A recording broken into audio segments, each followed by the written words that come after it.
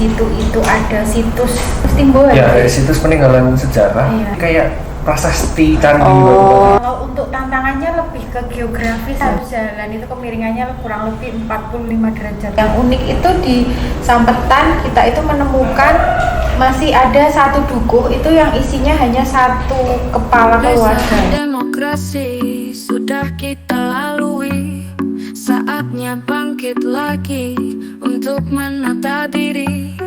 Ayo kita ikuti obrolan kali ini, bersama-sama kami di pojok demokrasi. Yeah.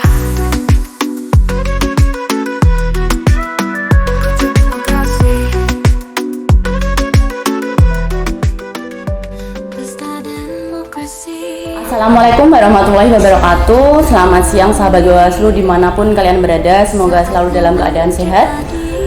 Kali ini berjumpa bersama saya Isna Nurfaiza selaku host di podcast Pojok Demokrasi. Kali ini bertema pengawasan suara di lereng Merbabu, dinamika pengawasan di jalur Timboa. Sudah hadir bersama kita ada Mbak Priscilla yang dulunya anggota Panwaslu Kecamatan Geladaksari ya Mbak. Kemudian di sampingnya ada Mas Dimas, dulunya adalah staf penanganan pelanggaran. Gitu. Gimana Mbak Priscilla kabarnya, sehat? Alhamdulillah. Alhamdulillah. Sehat. Mas Dimas sehat? Alhamdulillah sehat. Oh ya. Ini Mbak terkait pengawasan di jalur Timboa nih. Itu posisinya di mana sih Mbak jalur Timboa itu? Jalur Timboa itu tepatnya ada di Desa Ngadirojo. Oh ya. Itu kalau di dusunnya Timboa sendiri itu kurang lebih kalau dari ketinggian itu sekitar 1.400 mdpl. Jadi lumayan tinggi. Di Desa Ngadirojo. Desa Ngadirojo. Oh, ya. Ngadirojo. Oh, berkaitan dengan pengawasan kemarin nih Mbak di jalur Timboa ya utamanya. Itu posisinya di mana Mbak jalur Timboa itu? Kalau untuk jalur Timboa itu ada di Desa Ngadirojo. Sebenarnya Timboa itu bukan nama resmi. Nama resminya itu Dukuh Margomulyo. Cuman karena di situ itu ada situs Timboa. Ya, situs peninggalan sejarah. Iya. Berbentuk apa tuh? Seperti setahu saya itu seperti kayak prasasti candi. Oh iya. Itu berada di memang di ketinggian di jalur pendakian di lerengnya. Ya, betul. Jadi memang posisinya itu secara elevasi ketinggian itu sudah termasuk sangat tinggi ya. Jadi memang yang terkenal mungkin sekarang di jalur pendakian Timboanya itu. Oh, dibuat mendaki juga. Iya, cuma tidak resmi ya dan dilarang sebenarnya, tidak boleh gitu. Oh gitu. Nah kemarin pas pengawasan di sana nih, apakah ada tantangan tersendiri? Kalau untuk tantangannya lebih ke geografis ya Mbak, Geografis. karena kan memang lumayan tinggi dan memang untuk letaknya itu di desa yang paling atas, jadi untuk kita bisa sampai di rumah yang paling atas itu kita harus jalan kaki. Oh nggak bisa naik motor? Bisa, cuman terlalu tinggi, jadi ya, resiko antara tanjakannya terlalu tinggi tinggi atau turunannya yang bahaya gitu. Jadi kita harus jalan itu kemiringannya kurang lebih 45 derajat. Jadi harus sampai ke desa yang paling atas. Kendalanya lain Mbak, bisa kayak sinyal atau kondisi lainnya mungkin? Kalau untuk kendala sinyal, alhamdulillah di atas itu sudah banyak tower untuk internet, jadi untuk akses internetnya lancar. Baik, untuk selanjutnya terkait strategi kemarin pas distribusi logistik tuh Mbak, apakah ada kendala tuh kan tanjakan tuh 45 derajat katanya kan, apakah ada kesulitan? Kalau untuk logistik kemarin karena di Timboa itu TPS-nya tidak di Timboa, jadi di desa di bawahnya. Jadi memang tidak sampai naik ke atas. Cuman untuk distribusi logistiknya kita sudah berkoordinasi juga dengan BPK, kemudian dengan pemerintah desa maupun Forkopimda untuk daerah-daerah yang memang susah diakses ataupun agak terpencil, memang didahulukan untuk logistiknya. Dan kita juga melakukan pengawalan sampai ke TPS yang memang kemarin ada kerawanan untuk masalah geografis. Oh, rawannya di situ utamanya geografisnya ya. Tapi aman berarti ya? Alhamdulillah aman. Tidak ada keterlambatan. Tidak ada keterlambatan. Selanjutnya Mbak, terkait kemarin kan ada coklit DPT ya sebelum dilaksanakannya pemilihan. Nah itu apakah ada kendala gitu Mbak atau temuan-temuan yang mungkin didapati ketika pas pengawasan coklit? Pengawasan coklit. Ya. berdasarkan pengalaman yang kemarin ya Mbak ya, ketika coklit itu memang kita kan ada pengawasan melekat pada Pantarlih. Pada Pantarlih itu kita sempat membersamai satu Pantarlih juga di daerah Timboa.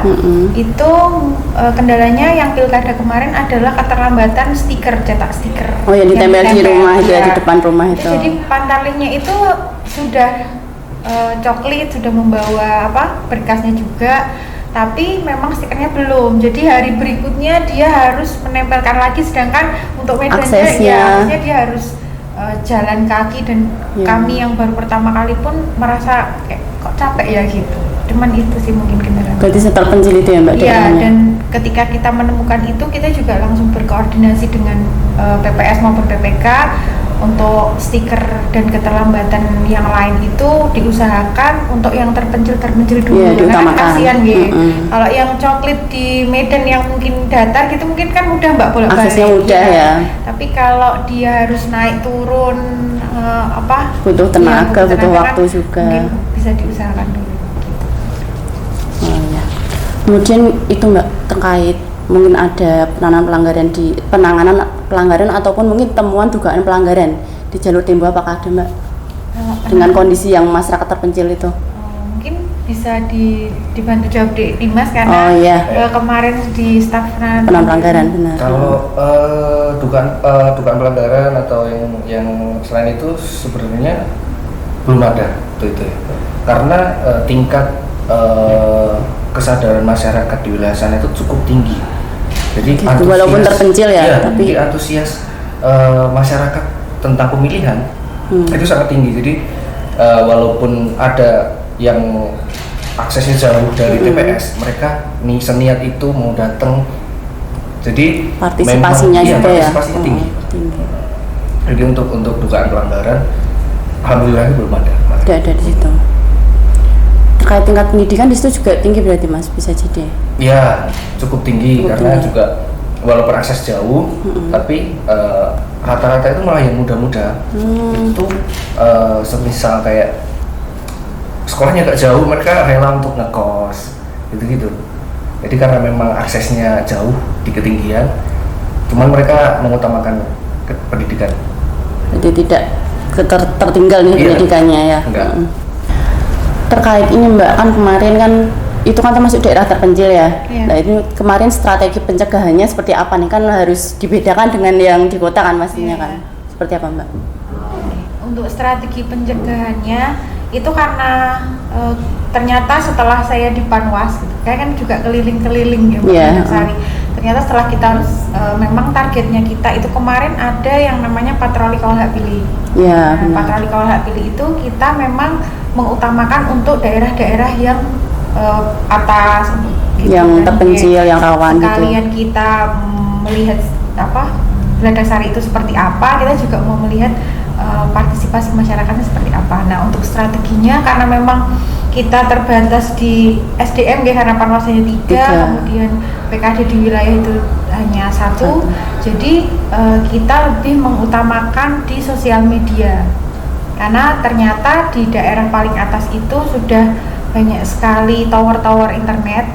Mereka dengan mudahnya mengakses internet daripada mereka harus turun untuk misalnya berkumpul dengan tetangganya atau gimana. Jadi mereka lebih banyak di internetnya. Jadi kita di Panwascam bersama dengan PKD juga itu kemarin kita ada program untuk mengajak admin sosial media di tiap desa. Itu kan ada nih Mbak, sekarang kan misalnya kayak admin group gitu, Ngagrong ID misalnya seperti itu, Kembang Smart. Nah itu kita ajak di kantor berdiskusi, kemudian kita juga ada tanda tangan namanya kayak kita kerjasama digital. Penanda tangan saat kita bikin konten atau apa itu kita kerjasama-sama. Ikut menyebarluaskan konten pengawasan partisipatif supaya masyarakat juga tahu secara lebih gampang gitu. Kegiatan-kegiatan kita, karena kalau kita hanya mengandalkan sosmed Panwas kita sendiri kan pasti followernya juga sedikit ya Mbak. Makanya kita ajak collab dengan admin-admin sosmed di tiap desa. Jadi setiap kita bikin konten, kita bikin info apapun, mereka akan ikut share. Ikut menyebarkan konten-konten kepemiluan gitu. Kalau untuk strategi pencegahannya seperti itu. Gitu iya. Terkait ini Mbak, karena terpencil juga, masyarakat mendapatkan info terkait calon legislatif ataupun calon presiden itu dari mana? Apakah juga melalui media sosial atau seperti apa? Kalau untuk di caleg-caleg itu ya Mbak, yeah. Itu kita kemarin sempat bertemu juga dengan ketua RT di daerah yang di atas-atas itu.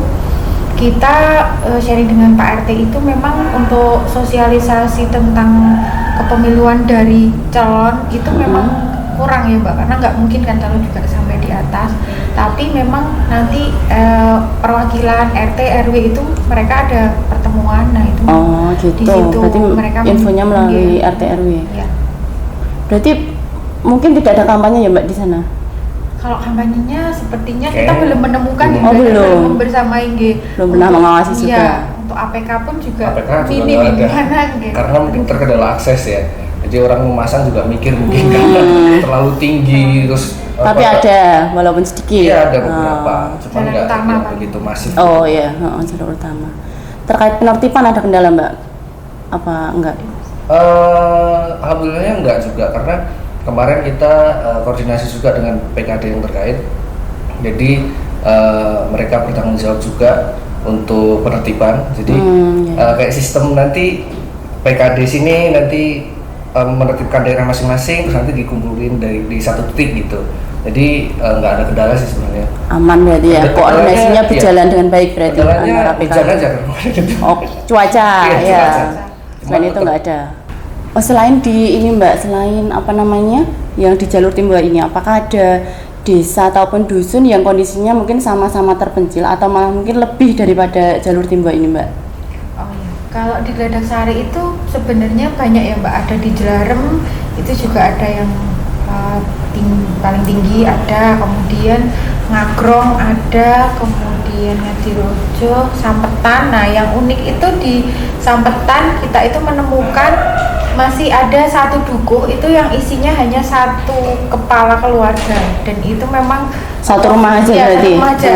Posisinya itu benar-benar jauh dari perkampungan yang ada di bawahnya, itu hampir 4 kilo ya, hampir 4 kilo di perkampungan yang di bawah. Nah itu kita juga penasaran kenapa hanya ada satu. Ternyata setelah kita bertanya-tanya itu memang dulu di atas itu ada dukuh, ada perkampungan, tapi seiring berjalannya waktu kemudian mereka banyak yang turun ke bawah gitu. Dan ada satu keluarga yang masih tetap bertahan di situ gitu. Nah kita bersama-sama dengan Panwas dan BKD juga kemarin teman-teman staff kita pengen ke sana gitu, pengen kok kepo gitu ya Mbak, kok masih bertahan kenapa. Akhirnya kita sampai di sana itu kita harus bertanya dengan warga karena memang nggak ada jalurnya, jadi kita harus lewat jalur yang mungkin sebenarnya tidak bisa dilewati oleh motor, tapi kita berusaha bisa sampai ke sana. Terus sampai di sana itu kita bertemu dengan Pak siapa ya dek namanya? Lupa namanya. Dia di sana hanya bersama dengan istri dan anaknya aja di sana. Kemudian setelah kita sampai di sana ternyata memang sudah terpasang stiker coklit. Oh, sudah dicoklit ya, berarti ya. Coklit berarti memang teman-teman Pantarlih yang ada di sana pun juga sudah sampai di sana. Sudah menyeluruh walaupun terpencil. Kita juga membayangkan gimana perjuangan mereka dan untuk sampai di sana, dan ternyata teman yang Pantarlih itu perempuan juga, Mbak. Jadi kita harus lewat kita harus lewat ladang, kemudian lewat jalur. Berarti itu nggak ada jalan yang bisa dilewati secara mudah gitu ya Mbak? Nggak ada, jadi kita sampai lewat di kayak batuan yang kalau hujan itu berarti jadi air terjun. Sesulit itu? Iya, sesulit itu. Kemudian untuk videonya juga sudah kita share di sosmednya Panwas dan Geladak Sari gitu. Jadi kita memang bersama dengan teman-teman staff juga ingin memberikan kepada masyarakat bahwa ternyata Geladak Sari itu juga sebagus ini, dan memang ternyata ada beberapa tempat yang memang susah diakses. Kemudian ketika kita sampai di sana, kita ngobrol dengan yang bapaknya tersebut, dia itu juga aktif untuk ikut pemilihan walaupun dia harus berjalan kaki sekitar setengah jam ya jarak ke TPS-nya. Dia itu berjalan kaki bersama dengan istrinya, dia tetap datang, dia tetap memberikan suaranya walaupun mungkin untuk informasi dia juga minim, tapi dia tetap memberikan suaranya di TPS. Berarti nggak ada kendala yang ini ya, yang berarti ya di situ ya, aman, berjalan lancar gitu ya. Terkait ini Mas, kan kemarin staf penanganan pelanggaran nih, apakah ada temuan ataupun laporan yang ditangani di Panwascam Gladaksari dan prosesnya seperti apa? Kebetulan temuan dan laporan ada. Kalau temuan mungkin nggak usah disebutin lah ya. Iya, nggak perlu identitasnya, secara umum aja. Video yang semacam video deklarasi bahwa mendukung salah satu paslon, dan yang berada di dalam video tersebut adalah kepala desa dan juga perangkat-perangkatnya gitu. Dan kebetulan video ini juga viral dan sudah sampai ke DPR RI. Cuma sebelum itu kita sudah melakukan penelusuran dan segala macam klarifikasi. Kita juga datengin satu persatu, kita minta klarifikasi gitu. Dan kalau laporan ada, kemarin itu laporannya itu dari salah satu tim ses paslon. Itu laporan bahwa anggota KPPS itu ikut dalam kampanye memakai atribut dan juga simbol tangan. Gitu. Jadi beliau datang ke kantor, memberi bukti foto waktu itu. Pelapornya? Iya, pelapornya memberi foto. Ya sudah, saya proses. Terus akhirnya koordinasi dengan PPK kan, kalau itu kan jajaran PPK ya. Jajaran PPK. Dan kebetulan kemarin langsung ditindak dan tidak jadi dilantik. Sanksinya tidak jadi dilantik itu. Kalau yang temuan tadi, tindak lanjut endingnya seperti apa? Nah, mungkin kalau penelusuran bisa dijelaskan oleh Mbak. Nah ya, proses penelusurannya seperti apa kan, perangkat desa yang gitu. Perangkat desa nih Mbak, karena kan itu kita dapat video itu juga kita harus klarifikasi dulu gitu. Dapatnya itu dari viral atau dari viral di sosmed gitu. Ya, viral kemudian menyebutkan wilayahnya ada di wilayah kami, jadi kami harus melakukan klarifikasi. Dan di video tersebut juga banyak sekali kan orangnya, jadi kita harus mendatangi satu persatu, menanyakan apakah betul, kemudian kejadiannya kapan, untuk memastikan bahwa itu nanti masuk ke pelanggaran atau enggak, kan? Karena harus tahu waktunya juga gitu. Jadi kita harus penelusuran satu persatu. Nah, yang mungkin yang jadi agak kendala bagi kami itu kadang sekarang kan sosmed itu begitu ramenya ya Mbak. Ramai dan cepat, informasi itu berjalan cepat. Kemarin itu sosmed benar-benar digodok, ada satu potongan-potongan video pun kadang bisa jadi satu yang tidak benar. Iya, asumsinya jadi beraneka ragam ya benar. Di sana banyak sekali komentar-komentar yang Panwase kok kayak gawe gitu ya, dianggapnya nggak bekerja, padahal kan hanya 3 orang memang gitu kan, nggak semudah itu. Sebenarnya kita juga nggak akan membalas itu dengan komentar, tapi kita lebih membalasnya dengan kita ada tindakan, kemudian kita buat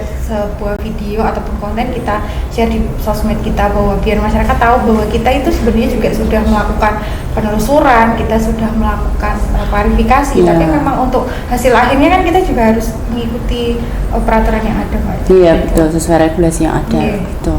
Nah, kemudian Mbak, pas pelaksanaan pemungutan suara kemarin tuh, proses pengawasannya yang dilakukan Panwascam Gladaksari seperti apa? Mungkin H-1-nya dimulai dengan pengawasan Ya. Kalau di kami pengawasan ya Pak, pengawasan sebelum Tungsura itu malam H-1-nya kita berbagi tim karena kita hanya bertiga dan berenam dengan staff. Kita bagi tim bersama dengan BKD, itu kita mengunjungi TPS-TPS yang memang sudah kita pastikan itu mungkin rawan utamakan rawan gitu. Itu kita keliling itu sampai selesai jam 3 pagi. Memang kita mengambilnya malam, ada kalau yang di bawah yang memang aksesnya kita mudah, itu kita siang, pagi itu kita sudah mulai keliling. Tapi untuk yang atas memang kita ambil malam karena kita pengen lihat nih persiapannya yang di atas itu kan kadang nggak ke monitor nih Mbak. Kita memang sengaja tengah malam. Terus ada yang uniknya itu kita di satu TPS di daerah mana yang lupa, itu mereka itu satu TPS itu sampai benar-benar dijaga sama warga yang ibu-ibunya masih masak. Warganya ikut menjaga juga. Ini TPS tapi ramai mantu gitu loh. Jadi kayak saking senengnya mungkin ya. Saking senengnya mereka ternyata memang kayak mereka itu menyambut ini nih benar-benar pesta demokrasi. Mereka ibunya masak di dapur, kemudian bapaknya itu masih di luar, tapi memang untuk lokasi TPS-nya memang sudah benar-benar ditata. Jadi memang kita juga di sana itu sudah ditata sesuai, tapi memang di luar itu bapak-bapak terus muda-muda itu masih jam 3 pagi loh Pak, kok nggak pulang, nggak apa-apa karena besok itu mau pemilihan gitu. Itu kita keliling di atas H-1 itu sampai jam 3 pagi. Kemudian pas hari hanya Mbak, pengawasannya seperti apa? Untuk hari H kita sama Mbak, kita juga bagi tim, kita juga koordinasi dengan PKD dan PTPS nih, karena sudah ada PTPS, kita koordinasi lewat grup maupun lewat aplikasi yang kemarin sudah diberikan dari Bawaslu. Kalau memang ada Mbak di sini kurang plano gitu, kita juga langsung koordinasi. Ada yang kalau tungsurannya alhamdulillah berjalan lancar, hanya ada satu TPS yang kurang 1 halaman plano, tapi sebelum jam 4 sore itu sudah selesai. Sudah ada, bisa disediakan gitu. Alhamdulillah tidak ada masalah. Selanjutnya terkait ini Mbak, distribusi pengembalian logistik tuh dari TPS ke PPK, pengawasannya seperti apa? Kan melewati distribusi logistik hampir sama ya di hampir sama. Kita juga bekerja sama dengan PKD juga. PKD selalu ikut mengawasi berarti ya? Iya, ikut mengawal juga. Jadi kita pastikan semuanya berjalan dengan lancar, tidak ada kendala. Ya alhamdulillah sih dari kemarin ya ada kendala apa sih. Cuma kita meningkatkan koordinasi aja dengan PKD terutama, juga mereka ikut mengawal untuk pengembalian itu. Jadi alhamdulillah sih nggak ada kendala yang gimana sih. 1 hari selesai. Sepertinya kemarin Dr. Sari itu kembali ke KPI itu nomor 1 atau nomor 2? Nomor tercepat. Iya. Sampai di. Berarti proses penghitungannya pun juga cepat ya? Iya. Penghitungannya sehari cepat, ada 3 pameran ya, Dik? 4 pameran. Kita juga ada di situ. Kemudian dari awal sampai kembali ke KPU lagi kita juga ada sampai pengawasan. Berarti pas hari H itu pun tidak ada temuan sama sekali Mbak? Temuannya nggak ada semuanya itu. Nggak ada. Saya juga waktu hari itu karena ada instruksi standby di kantor ya. Kalau staff ya standby di kantor. Standby aja. Cuman kalau ada laporan gitu ya. Takutnya itu kan. Alhamdulillah hari H sih nggak ada. Aman. Nggak ada laporan ataupun temuan berarti ya, Dr. Sari. Baik, ini untuk yang terakhir nih, mungkin ada sepatah 2 patah kata yang mau disampaikan dari Mbak Priscilla dulu mungkin. Kalau dari saya, karena tadi tema kita hari ini adalah pengawasan di Jalur Merbabu, ya. Saya sebagai Panwascam Dr. Sari kemarin selain kita juga ikut mengawal jalannya pemilihan, prosesnya dari masyarakat di lereng Merbabu di atas gitu, kita juga bangga sih Mbak, ternyata masyarakat kita yang ada di atas di lereng Merbabu itu punya kepedulian dan punya partisipasi yang tinggi untuk ikut dalam pemilihan, walaupun mereka terbatas dalam geografis. Mungkin kalau misal cuaca buruk pun, saya juga pernah tanya cuaca buruk ya tetap mereka datang, itu tingkat partisipasinya juga tinggi, sangat tinggi. Mungkin dari Mas Dimas? Mungkin kalau saya karena bisa dikatakan saya baru bergabung ya, saya baru bergabung di pas di pilkada ini aja. Pilkada aja. Pemilu belum berarti ya? Belum, pemilu itu saya jadi KPPS. KPPS. Jadi baru bergabung di pilkada ini. Satu pengalaman yang baru buat saya, ilmu baru, dan juga dengan bergabung di Panwascam Dadak Sari ini, khususnya di Kecamatan Dadak Sari, saya jadi tahu banyak wilayah yang awalnya saya nggak tahu, tapi jadi tahu ternyata masih ada tempat yang bagus, masih ada bagus gitu ya. Bagus, masih ada kayak tadi satu dukuh tapi satu rumah. Itu menurut saya luar biasa. Berpartisipasi aktif juga. Tinggi, jadi ya ilmu dan pengalaman baru buat saya. Harga sekali. Baik, sekian, makasih Mbak Priscilla, makasih Mas Dimas atas waktunya, semoga selalu diberikan kesehatan. Baik sahabat Bawaslu, demikian tadi podcast Pojok Demokrasi dengan tema pengawasan suara di lereng Merbabu, dinamika pengawasan di jalur Timboa. Sekian podcast kali ini. Jangan lupa share, komen, dan subscribe akun Bawaslu Kabupaten Boyolali. Sekian, wassalamualaikum warahmatullahi wabarakatuh. Bersama-sama kami bawa Bawaslu Boyolali.